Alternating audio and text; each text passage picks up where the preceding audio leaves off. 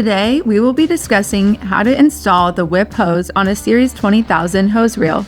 A whip hose is a short, flexible connection hose that is easy to maneuver in tight spaces, such as the drum on this reel. It is designed to prevent the working hose from kinking or rubbing, which extends the life of your working hose. Begin by loosening the set screw and drag brake to allow the side frame assembly to slide off. Next, take your whip hose and apply thread sealant to the end. Feed that end through the opening in the drum and out the side where the frame assembly was attached. Hand tighten the hose to the shaft on the assembly by rotating the shaft.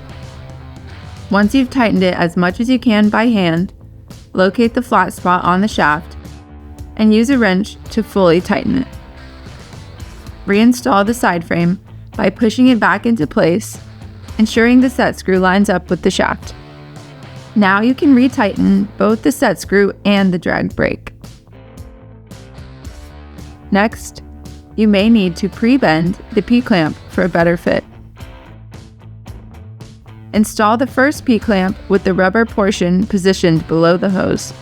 Then secure it by placing the washer and nut on the outside of the spool.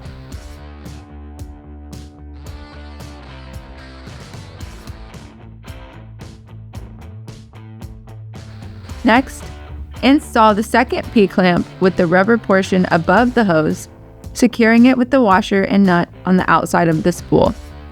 Again, you may need to pre-bend the P-clamp for a better fit.